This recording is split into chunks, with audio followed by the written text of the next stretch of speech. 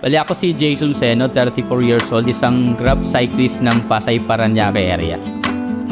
Originally Cebu talaga ako. 2009 po nandito na ako sa Maynila po pagkatapos ko ng high school. Ngayon ako po, may pamilya na ako, bali may anak ko isa. Magsi 6 years old na siya ngayon. Lahat sila nasa probinsya.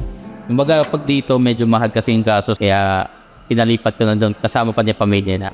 Yung magulang ng asawa ko. Bali bago ako napunta sa Grab, dati po akong merchandiser po ako ng supermarket.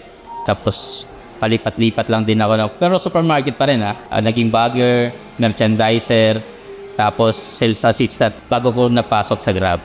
Ngayon sa inuupahan ko dyan sa may Taguig, may nakita akong isang cyclist na food panda. Oo, parang nainganyo lang ako na paano kaya akong yan yung trabaho. Parang easy lang, di-deliver lang Kaya yun, nag-try ako mag-apply sa food panda muna.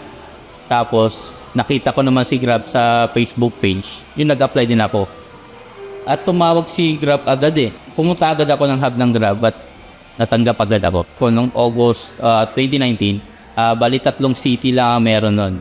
Makati, BGC, tsaka yung Ortigas. Bali doon lang kami paikot-ikot. Masaya siya. Nakapunta ka sa ibang lugar. Nakakasalamuha yung mga iba-ibang samahan mo din sa cyclist, kwentuhan mo. Masaya, madali mag-deliver. Totoo naman yun, madali lang yung pera kasi pagka deliver mo, kuha mo na agad ko lang na mas mag-deliver, medyo yung hassle sa amin, yung mga traffic, inaano namin sa mga araw, yung mga ipagbalyahan ka sa ibang mga sasakyan, motorcycle. Actually, malungkot na ako lang mag-isa dito. Yung pamilya ko nasa probinsya namin. Sa isang taon, 2 beses na umuwi. Minsan, isa lang. Minsan, hindi pa sa isang taon kasi yung malaki yung gastos pag-uwi. Ang goal ko ngayon kasi, makaipon ng pera para magtayo ako ng negosyo sa probinsya.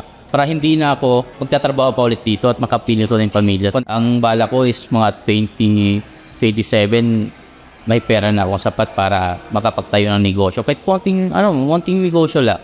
Tindahan or kahit anuman para lang may pagkakitaan ako sa probinsya. Bali kasi 5 years ako nagja-Japanese bike Medyo nakaramdam kasi ako ng pagod kaya medyo medyo minina na yung tuhod ko. Nakikita ko magkasama ko naka-e-bike Parang naiganyo ako. Ngayon nakita ko yung isang kaibigan ko na gumagamit ng L3.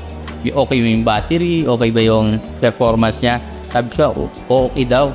Kaya nag-decide ako na pumunta dito sa PopCycle. Pag-inquire na kumuha ng e-bike para malis na rin yung pagod sa pagpadyak at para bumilis na yung pagdi-deliver ko.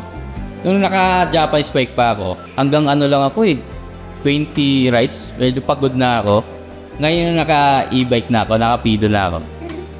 Umaabot na ako ng 30, lalo pag malakas ang movie, mabilis ka pa nakarating sa customer Kasi kahit saan may parking na ng mga bike tatali mo lang, hindi ka na magpupunta ng basement Lumaki ang kita ko kasi nakakarami na ako dito sa pagdi-deliver gamit ang e-bike. Alis sa mga nagbabalik na maging Grab rider huwag kayong matakot pumunta at subukan.